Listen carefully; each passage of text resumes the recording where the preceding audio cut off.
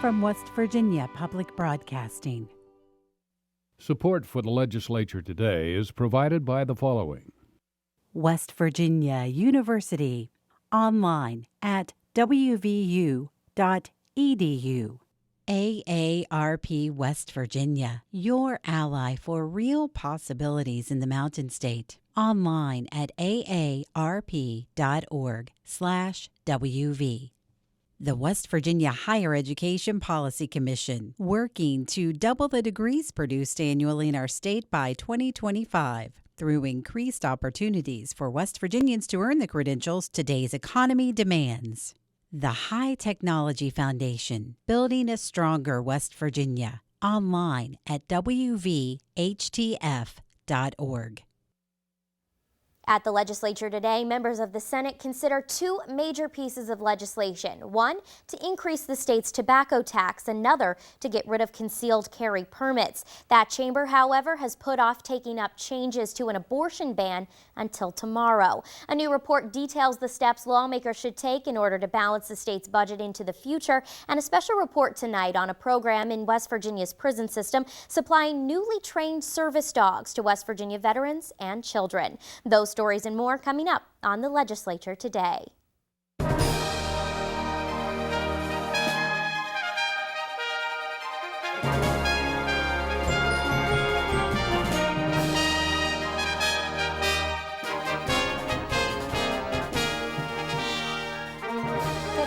Ashton Mara. Lawmakers are now more than halfway through this legislative session and have taken steps to balance the 2016 budget. That fiscal year ends in June. It's the 2017 budget, though, that lawmakers will begin to focus on as the session comes to a close. Governor Tomblin has already presented his 2017 budget proposal to lawmakers, and here to discuss that proposal is Ted Boettner. He's the executive director of the West Virginia Center on Budget and Policy. Ted, thanks for being here. Hey, thanks for having me, Ashton. Appreciate it. Ted, I do these interviews all the time with the governor, with lawmakers, and this year they're all saying it's coal, it's natural gas. That's why we're in the situation that we're in. But in your report detailing the governor's budget, that's not the only reason. No, this is the fourth year of big budget gaps that we've had, so it's been a persistent problem. It's a structural one. In essence, we have a revenue problem due to tax cuts that have been put in place since 2007 that are draining at least $400 million from our coffers every year because of these tax cuts, and these are making it very difficult to fund important programs and services and investments that we need to make as a state to grow a really strong economy with good paying jobs.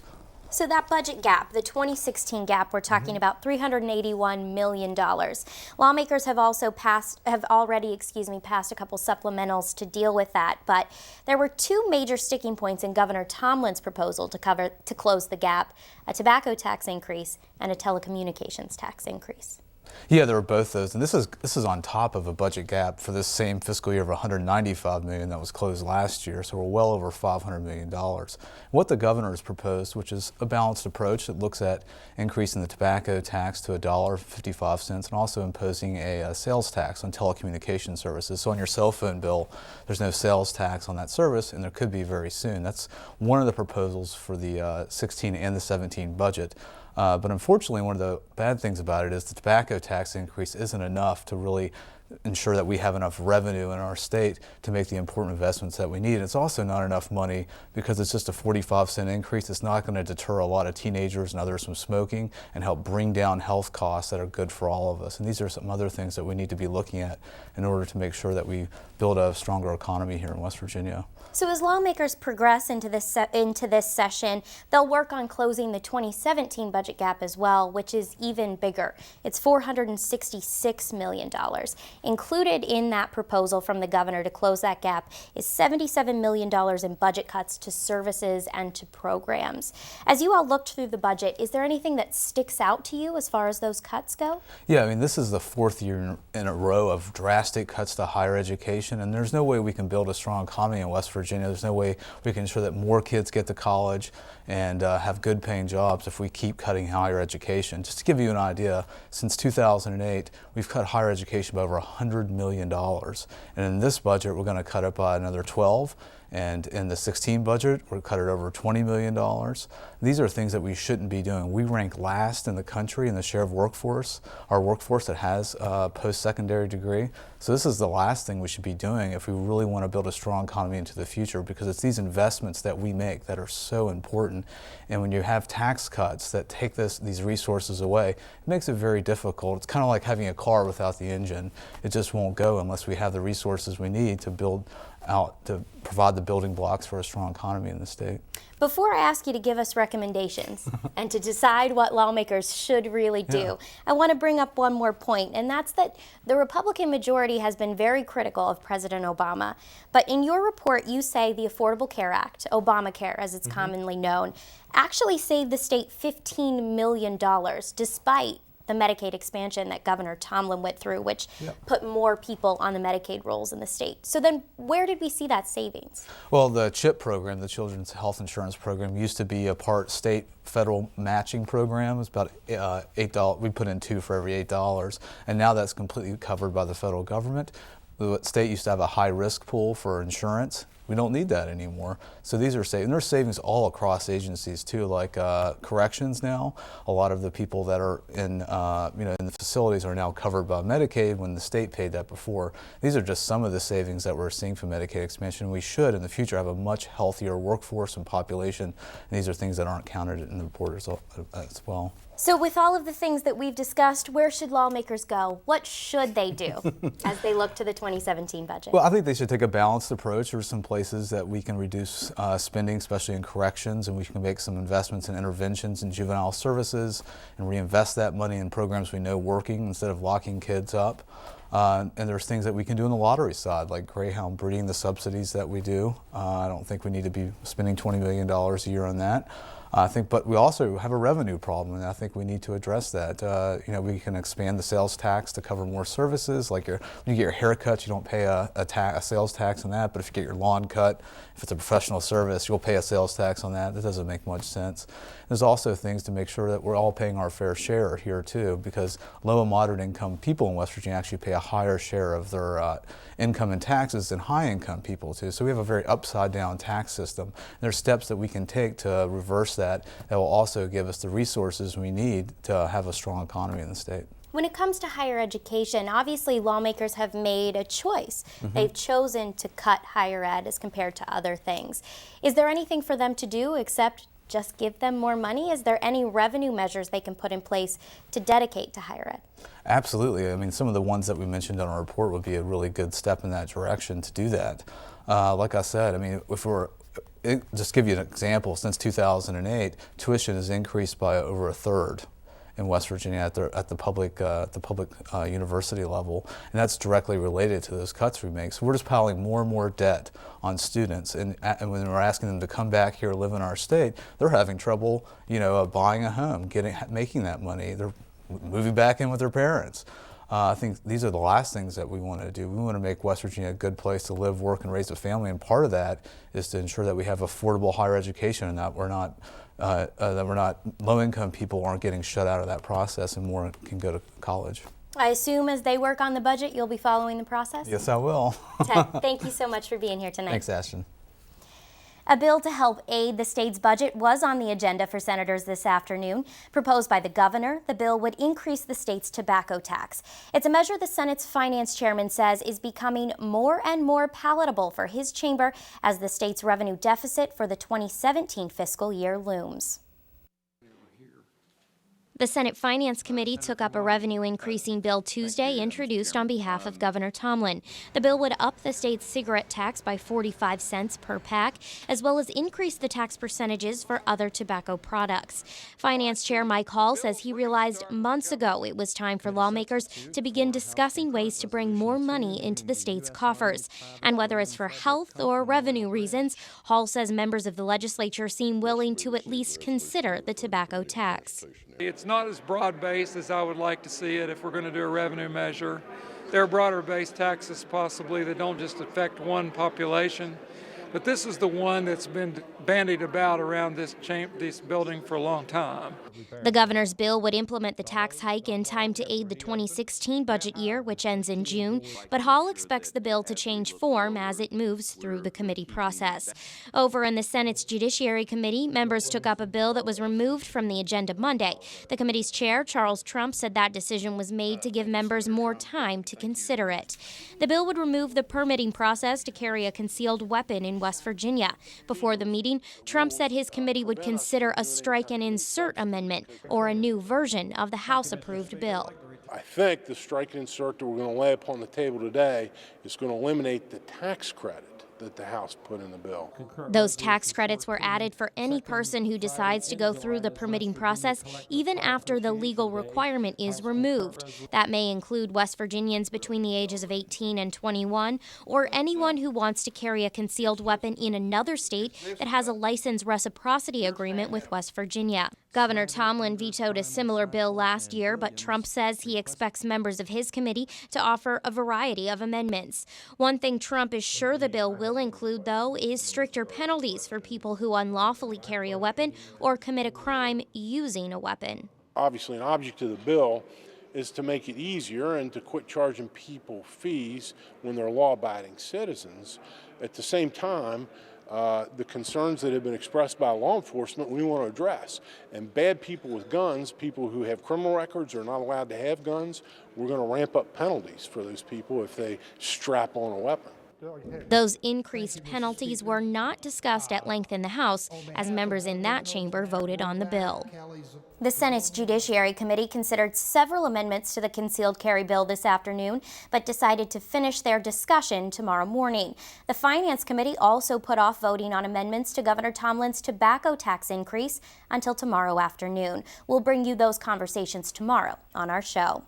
Members of the Senate also unanimously approved a bill today to allow restaurants, wineries, and other retailers to begin selling alcohol at 10 a.m. on Sunday mornings. Current law doesn't allow those sales until 1 p.m. The bill has been affectionately referred to as the brunch bill in the past several sessions and has been approved multiple times by the Senate. It's in the House where that bill tends to slow. In the lower chamber, delegates approved an amendment to a pipeline safety bill. Liz McCormick joins us to discuss the bill introduced at the request of Governor Tomblin. Thanks, Ashton. House Bill 4323 was on second reading in the House today, the amendment phase. The bill requires pipeline operators to report an accident or emergency at their facility to the State Department of Homeland Security and Emergency Management within 15 minutes, or face a fine of up to $50,000. Today, delegates considered one change on the House floor. The House's Energy Chair, Woody Ireland, proposed the amendment to the full chamber Tuesday. His change adjusts the definition of a pipeline facility, exempting pipelines that are 4 inches in diameter or less and service a farm or residence. The reason for that was to try to get the thing to really address issues that were high risk and really did impact folks' safety. Now, the governor's bill, as it was proposed, talked about all pipelines, and this was just a clarification of what a pipeline facility really meant.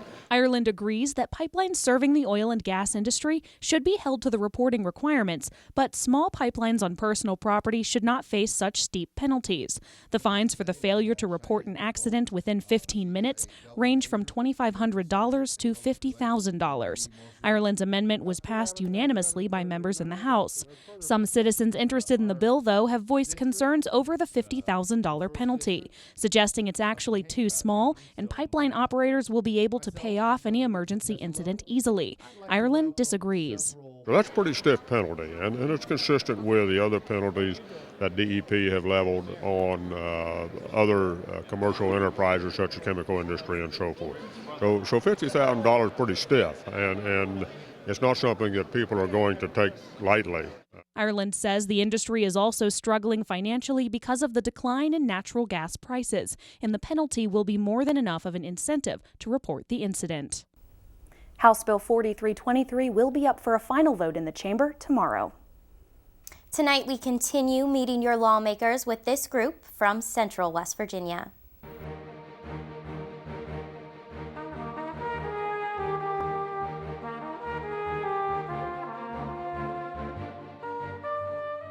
Ron Miller is a senator from Greenbrier County.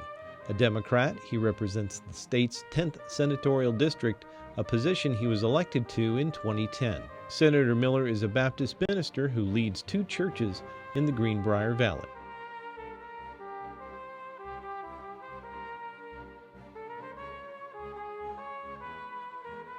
Delegate Nancy Guthrie was elected in 2006 to the House of Delegates. She represents the state's 36th House District from Kanawha County. Delegate Guthrie is a Democrat. She serves as the Minority Vice Chair of Finance, Natural Resources, and Transportation Committees. Guthrie is a former aide to U.S. Senator Robert C. Byrd.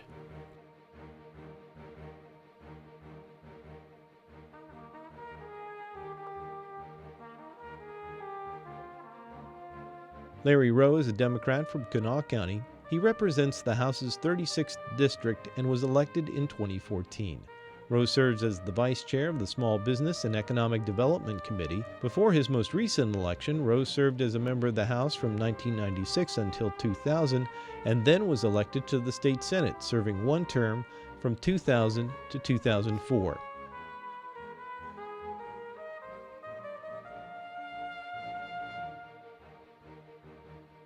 Brad White was elected to the House of Delegates in 2014. A Republican, he represents the 36th House of Delegates district from Kanawha County. About 9 years ago, a program to train service dogs launched in West Virginia prisons.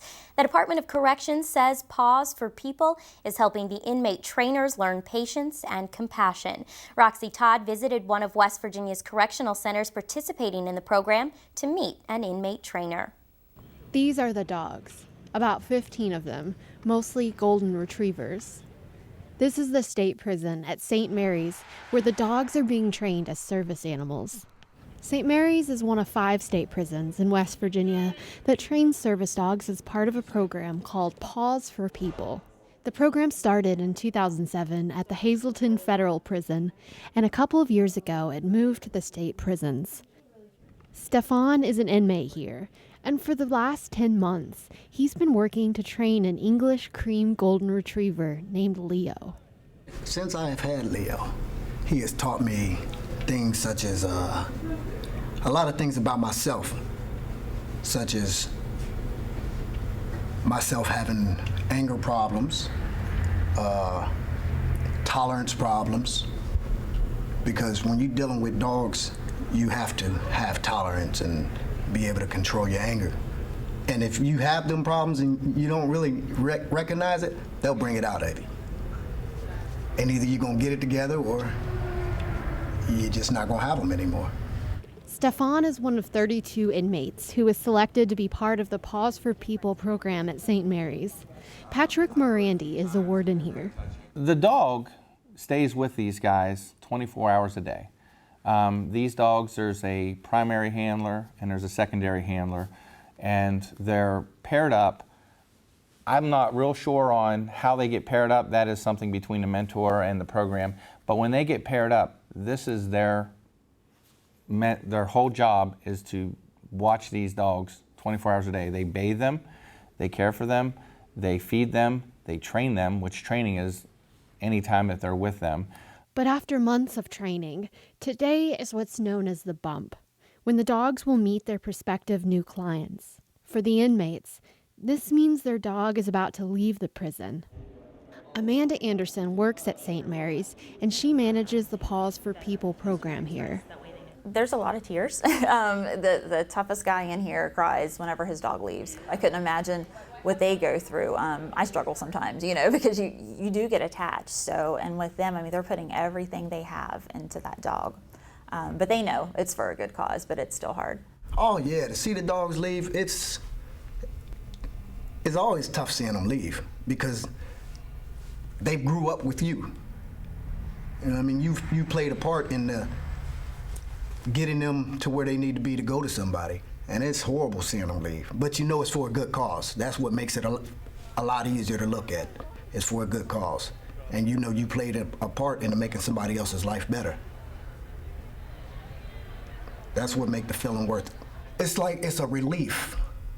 It's a relief to us Well, let me say it's a relief to me in particular, because I'm one that's always, my whole life had been in trouble. So to finally give back, it's giving back, not because somebody told me to, because I wanted to. And that's why it's a relief to see that you're actually doing something positive without being told you have to do it. It feels good to take a step and do something on your own that's actually good and be proud of it. Cece Miller is the Deputy Operations Officer for the Paws for People Foundation. She says the inmate trainers go through a kind of emotional transformation as they realize the impact of what they're doing. But that's the thing with them, is they're so humble, and this program has given them something that no other program has given them, and that's a piece of themselves back that they lost. I'm sure, based on what I've seen statistically, the guys in that program are much more well-behaved than guys in our general population area that we have out here. During their training, the dogs learn 100 commands that they'll be able to use to serve a disabled client, like retrieving things from a fridge. The Bump is a 2-day event that takes place inside the prison's gymnasium. In front of a crowd of people, the dogs are introduced to their new clients one at a time. I was apprehensive on having a dog, how a dog chooses its client, until I went and saw one.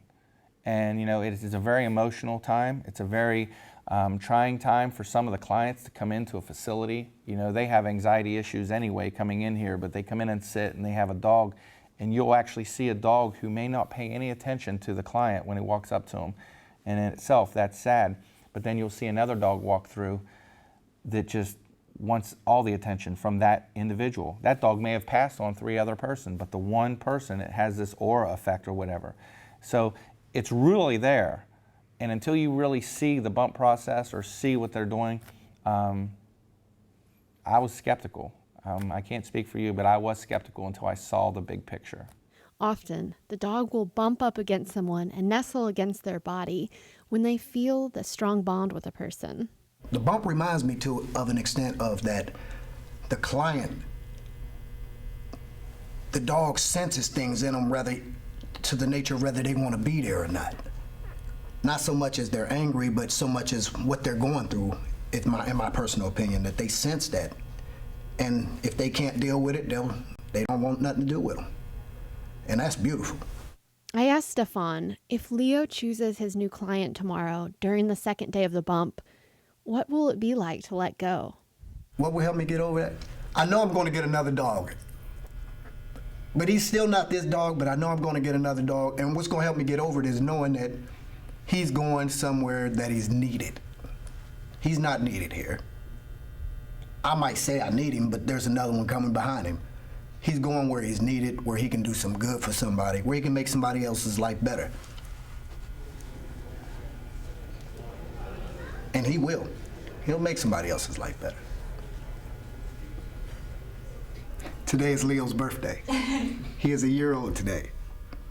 And I know I'm not gonna have him too much longer, but while he was here, he made me happy. The 2nd day of the bump, Leo the dog did find his match. Leo will be working as a medical alert service dog for a civilian client in Georgia who has post-traumatic stress disorder. Meanwhile, Stefan has a new puppy named Nolan that he's training as his next service dog. For West Virginia Public Broadcasting, I'm Roxy Todd in St. Mary's. Tomorrow we look at 2 counties who are struggling financially in the wake of the downturn of the coal industry in the state. Senator Ron Stallings from Boone County and Senator Bill Laird from Fayette County join us to discuss the ailing school systems in the counties they hail from and the underlying financial problems. That's tomorrow on our program. Also tomorrow, live on the West Virginia channel at 11 a.m., members of the West Virginia Senate will vote on a bill to limit one of the country's most common second trimester abortion methods. Senators will be able to amend that bill on its 3rd reading. You can watch that discussion and vote live tomorrow morning on the West Virginia channel. Again, that's at 11 a.m. You can also watch live on our website, wvpublic.org. For now, this has been the Legislature Today. I'm Ashton Mara. Thanks for joining us.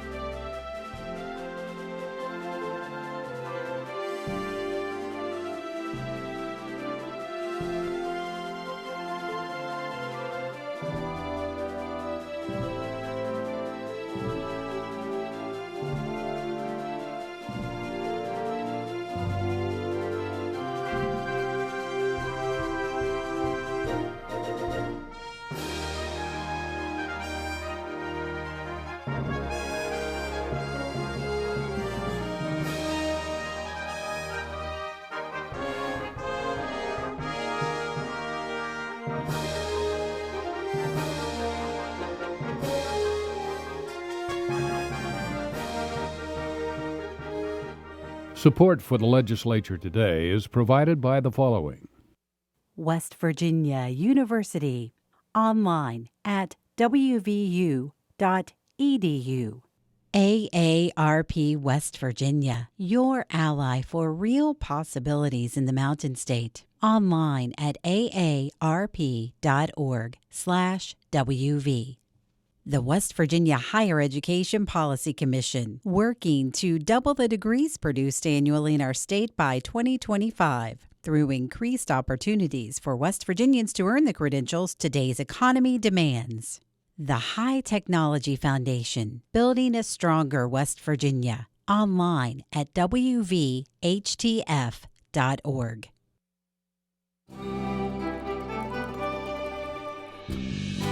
From West Virginia Public Broadcasting,